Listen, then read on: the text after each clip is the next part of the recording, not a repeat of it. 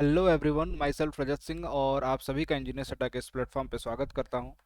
Guys, आज की इस वीडियो में मैं बात करने वाला हूं सेल्फ स्टडी की, और ये वीडियो उन सभी एस्पिरेंट के लिए बहुत ही ज़्यादा इंपॉर्टेंट होने वाली है जो स्टूडेंट कहीं ना कहीं अपने गवर्नमेंट एग्जामिनेशन की प्रिपरेशन कर रहे हैं, चाहे वो इंजीनियरिंग के एग्जामिनेशन हो जैसे कि एई के एग्जामिनेशन, जेई के एग्जामिनेशन, गेट के एग्जामिनेशन, या फिर नॉन इंजीनियरिंग एग्जाम्स हों, चाहे एसएससी के हों, रेलवेज़ के हों। किसी भी फील्ड के government engineering exams, non engineering exams, कोई से भी एग्जामिनेशन की अगर आप प्रिपरेशन करते हो तो सबसे पहला सवाल जो आपके दिमाग में आता होगा वो ये कि क्या ये एग्ज़ाम मैं सेल्फ स्टडी से क्लियर कर सकता हूँ कि नहीं। और अक्सर बच्चे इस कसमकस में खोए रहते हैं कि क्या खुद से पढ़ना बेटर होगा या फिर किसी की गाइडेंस लेना बेटर होगा, या फिर गाइडेंस लें तो किस तरीके से पढ़ें। इन सभी चीज़ों को एक बहुत ही छोटे वीडियो के माध्यम से आपको क्लियर करने वाला हूँ।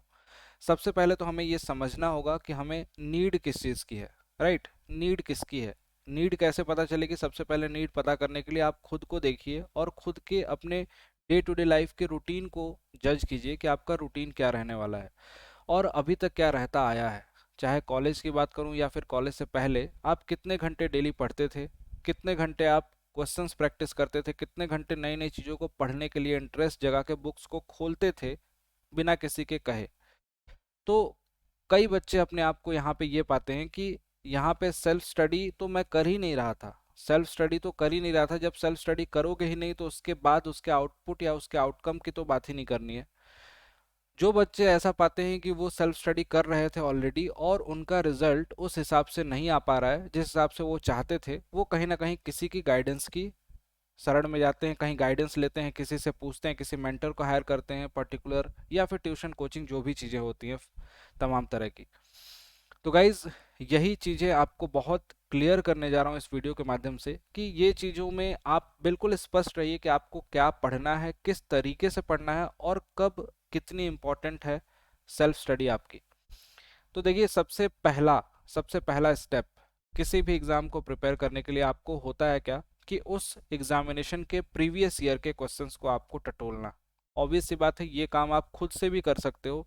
यहाँ पे किसी भी मेंटर या किसी भी गाइड की ज़रूरत आपको नहीं होगी। प्रीवियस ईयर के क्वेश्चंस आपको कहाँ से लाने हैं? तमाम रिसोर्सेज हैं, वहाँ से आप उन रिसोर्सेज से वहाँ प्रीवियस ईयर के मटेरियल को ले आएँ अपने पास। उन मटेरियल को लाने के बाद अपनी जो प्रिपरेशन है, आपकी जितनी आपकी नॉलेज है, उस बिहाफ पे उस प्रीवियस ईयर के पैटर्न के हिसाब से जो क्वेश्चंस दिख रहे हैं उन क्वेश्चंस को सॉल्व करने की कोशिश करें जो अभी पिछले एग्जामिनेशन में हो चुके होंगे। उन एग्जामिनेशन के क्वेश्चंस की बात कर रहा हूँ। जैसे ही उन क्वेश्चंस को आप सॉल्व करना स्टार्ट करते हो आपको रियलाइजेशन होता है कि आपके कंसेप्ट बहुत ज़्यादा वीक हैं अगर आपसे क्वेश्चंस नहीं हो पाएंगे तो, या फिर आप क्वेश्चंस कर पा रहे हो तो आपको रियलाइज होगा कि नहीं, आप ठीक ठाक लगभग 30 से 40% तक क्वेश्चंस आप सही कर दे रहे हो। कुछ क्वेश्चंस में दिक्कत आ रही है जिसको मैं पढ़ के सही कर सकता हूँ। राइट, तो यहाँ पे आपको डिसीजन लेने वाली बात आती है। ऐसा बिल्कुल मत समझना कि कहीं किसी से कोई गाइडेंस ले रहा है तो उसको सेल्फ स्टडी नहीं करनी पड़ेगी। सेल्फ स्टडी एक पार्ट है आपकी प्रिपरेशन का, जिसको आपको जैसे सिलेबस फॉलो करते हो उसी तरीके से सेल्फ स्टडी के रूटीन को आपको फॉलो करना होगा। विदाउट सेल्फ स्टडी आपका सिलेक्शन नहीं हो सकता है। ये आज लिख के रख लो, गांठ बांध लो, दिमाग में फिट कर लो। सेल्फ स्टडी सब कोई करता है, हर एक बंदे को करनी, किसी को ज़्यादा करनी होती है, किसी को कम करनी होती है, लेकिन सिस्टमेटिक मैनर में जो करता है उसका सिलेक्शन होता है। अब किस तरीके से आपको करना है उसके बारे में कुछ बताता हूँ, इंपॉर्टेंट पॉइंट। जैसे मैंने बोला कि आपको पी वाई क्यूज सॉल्व करने थे, पहले आपने पी वाई क्यूज सॉल्व किया। अब सपोज करो प्रीवियस ईयर के क्वेश्चंस आप लगा रहे हो, आपको लगभग 30 से 40% ही क्वेश्चंस बन पा रहे हैं, 30 to 40% क्वेश्चंस यहाँ पे आपके हो पा रहे हैं। आपने क्या किया? थोड़े से सब्जेक्ट पढ़ा, इंप्रूवमेंट हो रहा है लेकिन बहुत स्लो हो रहा है और आपको पढ़ने में इंटरेस्ट नहीं आ रहा है नए नए सब्जेक्ट को। ऑब्वियस सी बात है, सबके साथ होता है। जब कंसेप्ट ही नहीं पता होंगे, उन कंसेप्ट को समझना और फिर समझने के बाद पढ़ना, उसमें टाइम टेकिंग होता है। इसलिए आजकल बच्चों का हो क्या गया है कि जो भी गवर्नमेंट एग्जामिनेशन या रिसेंट एग्जामिनेशन आते हैं उनकी तैयारी वो चाहते हैं कि 3 महीने में, 4 महीने में, 6 महीने में, चाहे 4 से 6 महीने में कंप्लीट तैयारी कर लें और वो एग्जामिनेशन निकाल लें। वो ये सबकी एक थॉट प्रोसेस रहती है कि वैकेंसीज आ गई, अब वैकेंसीज के लिए पढ़ लेंगे, निकाल लेंगे एग्जामिनेशन। सफलता उनको मिलती है जो पहले से पढ़ रहे होते हैं और कंटिन्यूस स्टडी कर रहे होते हैं, सेल्फ स्टडी कर रहे होते हैं। अब सेल्फ स्टडी में क्या क्या चीज़ें इंक्लूड रखनी है? सेल्फ स्टडी में अगर आप किसी भी मेंटर से पढ़ रहे हो, अगर लिमिटेड टाइम में आप पढ़ रहे हो, तो चाहे आपका कितना भी हेक्टिक शेड्यूल क्यों ना हो, कितना भी हेक्टिक शेड्यूल क्यों ना हो, जितना आप किसी भी मेंटर से पढ़ रहे हो उसका 60% अगर सपोज करो आप सीखने में दे रहे हो, तो 40% आपको सेल्फ स्टडी में देना पड़ेगा बॉस। ये 40% जो है ये सेल्फ स्टडी के लिए है, सेल्फ स्टडी के लिए, और ये लर्निंग के लिए है। लर्निंग के लिए आपको 60%, यानी कि 60% वाले टाइम में आपको क्या करना है, सीखना है चीज़ों को, चाहे वो खुद से सीख पा रहे हो या सीख चुके हो, वो बात आपका टाइम बचेगा ही, ऑब्वियस सी बात है। लेकिन अगर आपको पढ़ना है तो इस तरीके से टाइम मैनेज करना है। फॉर एग्जाम्पल, अगर मान लो कि एक दिन में आपने कुछ ऐसा शेड्यूल बनाया जिसमें आप लगभग लगभग 8 घंटे, है ना, लगभग लगभग 8 घंटे निकाल पा रहे हो प्रिपरेशन के लिए, पूरा का पूरा 8 आवर, तो 8 आवर में आप लगभग लगभग लगभग 5 घंटे आप दे दो, जिसमें आप सीखते हो चीज़ों को, पढ़ते हो टीचर से, मेंटर से। और इसमें से लगभग लगभग 3 घंटे, या 3 से थोड़ा ज़्यादा, 3.5 घंटे मान के चलो, 3 घंटे आपको देने होंगे सेल्फ स्टडी के लिए। ये रेशियो आपको मेंटेन करते हुए चलना है, तभी आपको वो जो चीज़ें आपने पढ़ा है वो चीज़ें ग्रैस्प कर पाओगे, स्टोर कर पाओगे, राइट।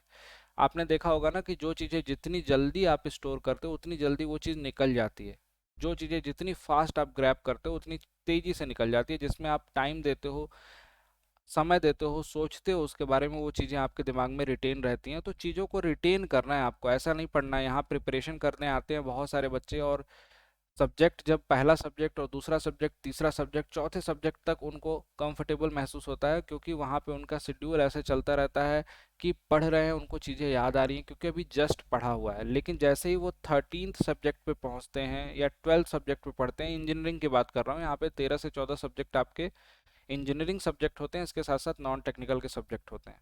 तो यहाँ पे इन सब्जेक्ट पे पहुँचते हैं जैसे, तो उनके जो शुरुआत के जो सब्जेक्ट थे, फर्स्ट सेकंड थर्ड, इन सब्जेक्ट में आने लगती है प्रॉब्लम, समस्याएं आने लगती हैं, और फिर वो सोचते हैं कि इनकी प्रिपरेशन जो करी थी वो पूरी भूल गई, एग्जामिनेशन में वहाँ से ये स्कोर नहीं कर पाते हैं। इसका रीज़न यही होता है कि उन्होंने जो ये डिस्ट्रीब्यूशन है ना, ये प्रॉपर डिस्ट्रीब्यूशन नहीं रखा है। आप सभी को मैं बोलूँगा एक बात, कि अगर आप किसी भी XYZ प्लेटफॉर्म पे पढ़ रहे हो, आपको एक प्रॉपर रोड मैप बनाना पड़ेगा, जिस रोड मैप के द्वारा उस एग्जामिनेशन को क्लियर कर सकते हो। उस रोड मैप में आपके 3-4 पॉइंट तो मस्ट इंक्लूडेड वाले पॉइंट हैं। एक तो सेल्फ स्टडी वाला, दूसरा पॉइंट है PYQs, प्रीवियस ईयर के क्वेश्चन, सबसे पहला स्टेप होता है यही। उसके बाद आपका रिवीजन, रिवीजन के बाद कहीं बारी आती है आपके टेस्ट की, टेस्ट। तो पहले तो सबसे पहले लर्निंग है। अगर आपने पढ़ा ही नहीं है सब्जेक्ट को और आपको लग रहा है कि खुद से पढ़ोगे तो टाइम लगेगा, तो आपको लर्निंग, और लर्निंग के साथ साथ सेल्फ स्टडी वाला प्रोसेस चलते रहना चाहिए, ये ब्रेक नहीं होना चाहिए। अगर ऐसा होगा, अगर ऐसा कहीं हो रहा है, या फिर कोई लक बाई चांस ऐसी सिचुएशन आ रही है कि आपके पास समय बहुत कम है, जैसे अभी फिलहाल मैं बात करूं, जेई के एग्जामिनेशन बहुत करीब है, SSC जेई के, तो बहुत कम है, उस टाइम पे आप क्या कर सकते हो, जो जो चीज़ें आपको रिवाइज करनी है उसको फास्ट रिवाइज कर सकते हो, है ना। कई बार ऐसा लगेगा कि शेड्यूल बहुत हेक्टिक है, 10 घंटे तो क्लासेज ही हो रही हैं टोटल ओवरऑल, और 10 घंटे अगर क्लास हो रही है तो इसमें मैं कैसे मैनेज करूं, सेल्फ स्टडी के लिए 60% निकालूंगा तो 6 घंटे, इसका 40% निकालूंगा, 4 घंटे, 14 घंटे कैसे निकाल पाऊँ, नहीं निकाल पा रहा हूँ। तो आपको इस 10 घंटे को 10 घंटे में से कम कर देना है इसको, या तो फास्ट मोड पे वीडियोस को देखिए, रिड्यूस करिए इसको, रिड्यूस करके ले आइए 6 घंटे पे, कुछ सब्जेक्ट स्किप करो। क्योंकि अल्टीमेटली हमारा गोल क्या है, सिलेक्शन। हमारा ये गोल नहीं है कि हम सिलेबस के या फिर लेक्चर के हर एक पॉइंट को कवर कर लें, हर एक छोटे से छोटे पॉइंट को देख लें। हमारा मेन गोल है कि हमें इन सभी मेहनत को करने के बाद, ये सब कुछ करने के बाद फाइनल सिलेक्शन मिलेगा। और फाइनल सिलेक्शन नहीं मिला तो ये सारी मेहनत वेस्ट हो जाती है। और वर्थ कब होगी, जब आपका इनमें से 70% सिलेबस कवर करके भी अगर आपने सिलेक्शन ले लिया, तो वो आपकी मेहनत वर्थ हो जाएगी, इस बात को समझिएगा। बच्चे केवल ये नहीं, वो नहीं, वो पढ़ना है, वो पढ़ना है, इन चीज़ों में भागते रह जाते हैं। और आपको पता होगा, बहुत सारे एग्जामिनेशन ऐसे हैं जिसमें 70 से 80% सिलेबस कवर करके बहुत सारे बच्चे हर साल सेलेक्ट हो रहे हैं। लेकिन केवल मूल मंत्र यही है कि जो 70% कवर करो, वो कुछ इस तरीके से कवर करो जैसे वो 100% बन जाए। उन 70% को 100% कवर करो, प्रॉपर मैनर में, इन तीनों चीज़ को फॉलो कीजिए, आपको बहुत ज़्यादा बेनिफिट मिलेगा। और सेल्फ स्टडी का रोल तो आपको समझा दिया कि अगर सिलेक्शन लेना है बॉस, तो सेल्फ स्टडी बहुत ज़रूरी है, बहुत ज़्यादा ज़रूरी है। जैसे बोलते हैं ना कि खाना खा लिया और खूब खाते जा रहे हो खाते जा रहे हो, अगर आप उसके लिए एक्सरसाइज नहीं करोगे, टहलोगे नहीं, तो आपकी शरीर बर्बाद हो जाएगी, डाइजेशन सही नहीं होगा और बहुत सारी प्रॉब्लम। उसी तरीके से क्या है कि जब नॉलेज आप गेन करते जाते हो, सीखते जा रहे हो सीखते जा रहे हो सीखते जा रहे हो, उसको रिटेन नहीं कर पा रहा है दिमाग आपका, आपके दिमाग में सारी चीज़ें बस भरते जा रहे हैं भरते जा रहे हैं भरते जा रहे हैं, आपने उसको सिस्टमेटिक वे में अरेंज नहीं करा, तो क्या होगा? ऑब्वियस सी बात है कि वो एज ए कचड़ा रहेगा आपके दिमाग में, हौच पौच हो जाएगा, मिक्सअप हो जाएगा वो सारा कुछ, तो उससे आउटपुट आपको नहीं मिल पाएगा। बेटर आउटपुट के लिए बहुत ज़्यादा इम्पॉर्टेंट है सेल्फ स्टडी, प्लान्ड वे में करो। जिन्होंने आज से प्रिपरेशन स्टार्ट कर रहे हैं, जो करना चाहते हैं, उन सभी को बोलूँगा मेंटरशिप जरूर लीजिए, फॉलो कीजिए किसी ना किसी मेंटर को, लेकिन सेल्फ स्टडी साथ में जरूर कंटिन्यू रखिएगा। ये आदत ही आपको सक्सेस दिलाएगी, बहुत ज़्यादा इम्पॉर्टेंट है।